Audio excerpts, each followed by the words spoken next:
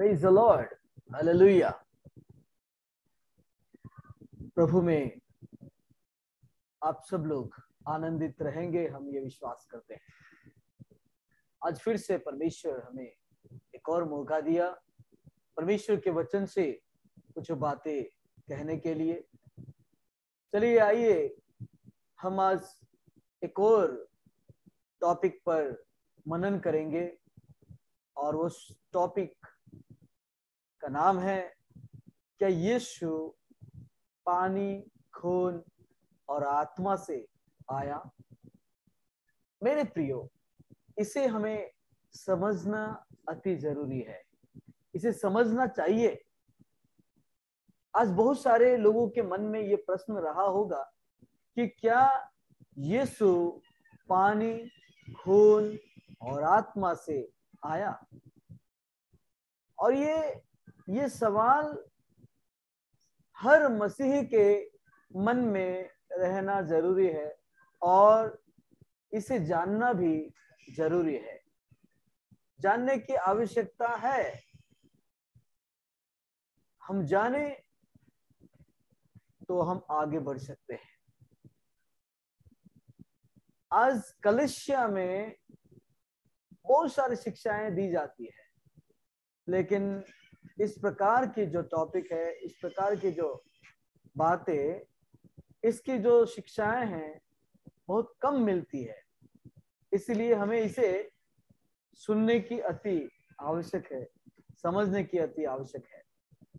तो चलिए आइए हम बाइबल से कुछ पदों को भी हम देखेंगे और इस वचन को मनन करेंगे। हम ये तीन बातें हैं, जो तीन बातें आपके सम्मुख में रखना चाहता हूं। नंबर 1 पानी, नंबर 2 खून और नंबर 3 आत्मा। इसे हम जानेंगे। बाइबल कहता है, पहला यूहन्ना 5 अध्याय उसका 6 पद में अगर पढ़ेंगे तो वहां पर हम देख पाते हैं कि यीशु पानी और लहू के द्वारा आया। यीशु पानी और लहू के द्वारा आने का विषय वहां पर लिखा गया है। वो विषय को हम संपूर्ण रीति से हम जान पाते हैं, प्रेज द लॉर्ड, हालेलुया।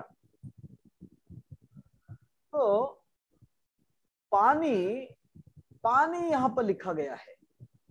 पानी का अर्थ क्या है? मैं कहना चाहूंगा पानी का अर्थ यीशु मसीह का बपतिस्मा है। यीशु मसीह का बपतिस्मा है, जो बपतिस्मा आज हमें भी लेने की अति आवश्यकता है। और वो बपतिस्मा पिता, पुत्र, पवित्र आत्मा के नाम से हमें लेने की आवश्यकता है। यहाँ पर जब हम देखते हैं पहला पत्रस में 3 अध्याय 21वां पद में, तो वहां पर हम जान पाते हैं कि यीशु का बपतिस्मा के विषय में वहां पर लिखा गया। आज बहुत सारे लोग हैं जो कि और बपतिस्मा लेने के लिए हिचकिचाते हैं, मेरे प्यारों, मैं कहना चाहूंगा कि प्रभु यीशु मसीह ने बपतिस्मा लिया। यरदन नदी पर जाके उसने बपतिस्मा लिया यीशु ने। आज उस यीशु को जब हम फॉलो करते हैं, जब यीशु को हम देखते हैं, यीशु की आज्ञा को अगर हम मानते हैं, तो ये आज्ञा मानने की अति आवश्यक है कि हमें भी बपतिस्मा लेना जरूरी है। तो आइए हम वचन पढ़ेंगे। यहाँ पर जो लिखा गया है पहला पत्रस 3 अध्याय उसका 21वां पद, उसमें लिखा गया, और उसी पानी का दृष्टांत भी अर्थात बपतिस्मा यीशु मसीह के जी उठने के द्वारा अब तुम्हें बचाता है। उससे शरीर के मेल को दूर करने का अर्थ नहीं है, परंतु शुद्ध विवेक से परमेश्वर के वश में हो जाने का अर्थ है।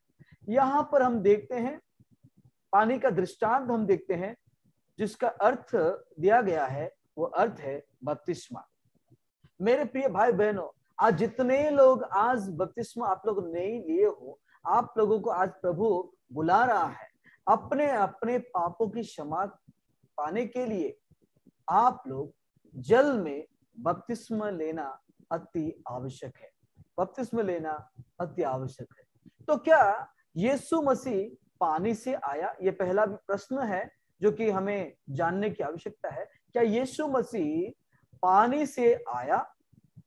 इसका सवाल, इसका जवाब मैं बोलूंगा तो हाँ, वो आया। वो अपनी बपतिस्मा से आए, वो बपतिस्मा लेकर वो आए सारे संसार के पापों की क्षमा के खातिर उसने खुद बपतिस्मा लिया। वो एक राइचियसनेस, धार्मिकता को दिखाया। और प्रभु यीशु मसीह ये भी कहा कि ऐसा धार्मिकता हर मनुष्य जाति को पूरा करना है। ये विषय बाइबल कहती है। यह उद्धार की बपतिस्मा है, ये उद्धार का बपतिस्मा है जिससे उसने दुनिया के सारे पापों को अपने ऊपर ले लिया। हम मत्ती रचित सुसमाचार अगर पढ़ेंगे, मत्ती रचित सुसमाचार और उसका 3 अध्याय अगर निकालेंगे, उसका 13 पद और 16 पद हम पढ़ेंगे। 13 पद में लिखा गया, उस समय यीशु गलील से यरदन के किनारे पर यूहन्ना के पास उससे बपतिस्मा लेने आया। यूहन्ना जो बपतिस्मा देने वाला दास था, उसके पास यीशु मसीह आया, जहां पर वो यरदन नदी में वो रहा। यरदन नदी में यीशु मसीह ने बपतिस्मा लेने का विषय हम यहाँ पर देखते हैं। फिर 16 पद में लिखा गया है, और यीशु बपतिस्मा लेकर तुरंत पानी में से ऊपर आया और उसके लिए आकाश खुल गया और उसने परमेश्वर की आत्मा को कबूतर के समान उतरते और अपने ऊपर आते देखा। हम यहाँ पर देखते हैं, तो बपतिस्मा से यीशु मसीह आया, बपतिस्मा लिया, पानी से वो आया। वो केवल उतना ही नहीं, अगर हम पढ़ेंगे यूहन्ना रचित सुसमाचार, जॉन 19 चैप्टर 34 अगर पढ़ेंगे, 19वां अध्याय उसका 34वां पद को अगर हम पढ़ेंगे तो उसमें लिखा गया है, परंतु सिपाहियों में से एक ने बर्छे से उसका पंजर बेधा और उसमें से तुरंत लहू और पानी निकला। एक सिपाही जो क्रूस के तले था, उसने अपना बर्छे को लिया, बर्छे से उसने यीशु मसीह के पसली में, उसके पंजर में उसने बेधा। जब बेधा तब उसके यीशु मसीह के शरीर से खून और पानी दोनों निकलता हुआ उसने देखा। तो यहाँ पर हम जान पाते हैं यीशु मसीह पानी से आया। दूसरी बात मैं कहना चाहूंगा, क्या यीशु मसीह लहू से आया? हमें इसे भी जानने की अति आवश्यक है, क्या यीशु मसीह लहू से आया? तो इसका भी जवाब मैं यह दूंगा, हाँ वह आया, हाँ वो आया। वो मनुष्य के शरीर में आया और दुनिया के सब पाप लेने के लिए उसे बपतिस्मा दी गई। उसने उनका मूल्य सलीब पर अपना लहू देकर चुकाया। प्रभु यीशु मसीह ने अपना लहू हमारे पापों के मूल्य को चुकाने के लिए दे दिया। उसने अपना लहू को उसने वो न्यौछावर कर दिया, अपने लहू को उसने दे दिया। जब बाइबल में हम पढ़ते हैं, इब्रानियों पुस्तक अगर निकालेंगे, इब्री पुस्तक में हम निकालेंगे, इब्रानियों हिब्रू पुस्तक अगर निकालेंगे, 9 अध्याय उसका 22वां पद अगर हम लोग पढ़ेंगे तो उसमें लिखा गया कि और व्यवस्था के अनुसार प्रायः सब वस्तुएं लहू के द्वारा शुद्ध की जाती है और बिना लहू बहाए क्षमा नहीं होती। लहू नहीं बहाए हुए किसी का भी क्षमा नहीं होगा। तो मनुष्य जाति के हर एक पापों के लिए किसी का ना किसी का लहू की आवश्यकता है। तो कौन किसका लहू बहाएगा? कोई तैयार नहीं है। इसके लिए कोई पशु की बलि की आवश्यकता नहीं है किसी भी, लेकिन एक ऐसा व्यक्ति का आवश्यकता है जो निष्पाप है, निष्कलंक है। तो वो कौन है? संसार में जितने लोग हैं, हरेक लोग पापी हैं। तो उन लोगों की खून के द्वारा हम क्षमा प्राप्त नहीं हो पाएंगे। इसीलिए परमेश्वर ने अपना इकलौता पुत्र को भेजा ताकि उसके जरिए, उसके लहू के जरिए हम मुक्त हो पाए, हमारे पापों से क्षमा हम पा सके। इसीलिए यीशु मसीह का लहू का बहना अति आवश्यक था। यीशु मसीह लहू से आया। पहला पत्रस अगर हम निकालेंगे, पहला पत्रस, उसमें हम देखेंगे 1 अध्याय उसका 19वां पद, उसमें लिखा गया है, पर निर्दोष और निष्कलंक मेमने अर्थात मसीह के बहुमूल्य लहू के द्वारा हुआ है। देखिए, मसीह के लहू के द्वारा ही है जो कि हमें निर्दोष और निष्कलंक हमें ठहरा गया है। हम निर्दोष हुए हैं, निष्कलंक हुए हैं, ये केवल यीशु मसीह के लहू के द्वारा ही। केवल उतना ही नहीं, आप प्रकाशित वाक्य अगर पढ़ेंगे 5 अध्याय उसका 9 पद अगर हम पढ़ेंगे तो उसमें भी हम देख पाते हैं, लिखा गया, और वे यह नया गीत गाने लगे, तू इस पुस्तक के लेने और उसकी मुहरें खोलने के योग्य है, क्योंकि तूने वध होकर अपने लहू से हरेक कुल और भाषा और लोग और जाति में से परमेश्वर के लिए लोगों को मोल लिया है। देखिए, वो वध होकर अपने लहू को बहाकर हरेक कुल, हरेक भाषा, हरेक लोग, हरेक जाति लोगों को उसने मोल लिया है, खरीद लिया है। तो इसीलिए हम यहाँ पर जान पाते हैं कि यीशु मसीह लहू के द्वारा आया। और थर्ड विषय मैं कहना चाहता हूं, तृतीय विषय, और वो है, क्या यीशु आत्मा से आया? तो इसका भी जवाब मैं कहूंगा, हाँ, वह आत्मा से आया। कैसे? यीशु ईश्वर था, यीशु परमेश्वर था, लेकिन पापों का रक्षक बनकर शरीर में आत्मा के रूप में आया। वो आत्मा के रूप में वो उसने आया। इब्रानी भाषा और यूनानी भाषा, ये दोनों में आत्मा का अर्थ हवा या वायु भी कहते हैं। वायु है, वायु करके हम समझ सकते हैं। इब्रानियों और यूनानी भाषा में हम वायु करके हम समझ सकते हैं। मरियम के गर्भ से यीशु पवित्र आत्मा के द्वारा जन्म लिया। इसका मतलब पवित्र आत्मा से वो आया, पवित्र आत्मा के द्वारा जन्म लिया का मतलब है उसने पवित्र आत्मा से वो आया।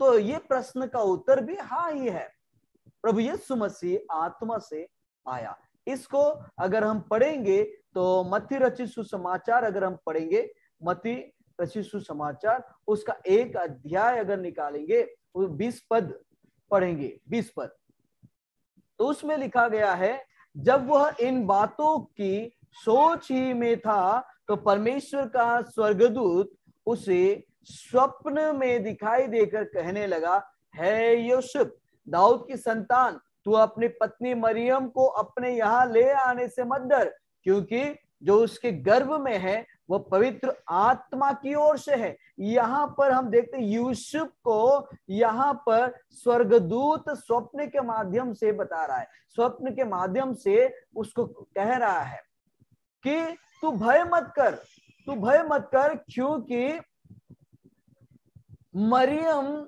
जो गर्भवती हुई है वो पवित्र आत्मा के द्वारा गर्भवती हुई है। वो यूसुफ डर रही थी कि और मरियम कैसे गर्भवती हो गई, इसके कारण वो डर रही थी।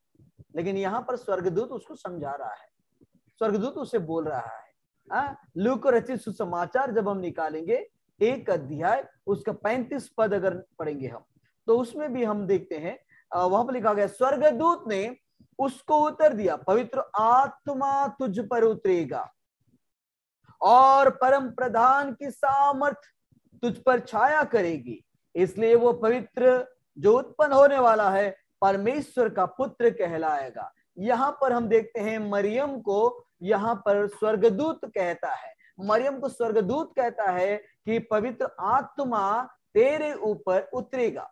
पवित्र आत्मा जब तेरे ऊपर उतरेगा तब तू एक पुत्र जन्म लेगा और जन्म देगा, और वो पुत्र परमेश्वर का पुत्र कहलाएगा।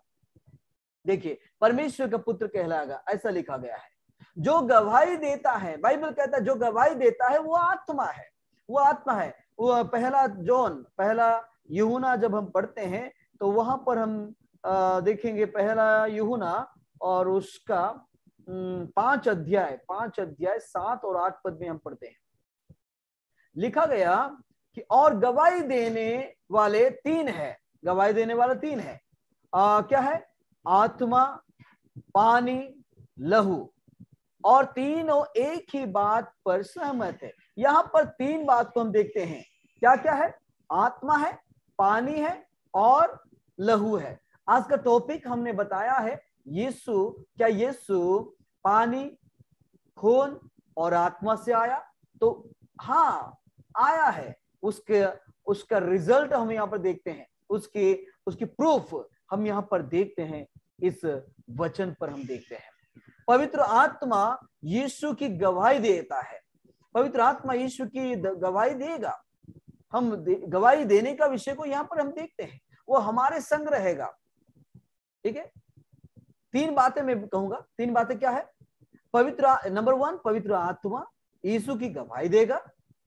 नंबर 2, वह हमारे संग रहेगा। और नंबर 3, वो सत्य का मार्ग दिखाएगा। जब इसे आप पढ़ोगे, यूहन्ना 15 अध्याय 26 पद पढ़ सकते हैं। फिर उसके बाद प्रेरितों के काम 5 अध्याय 32 पद में पढ़ सकते हैं।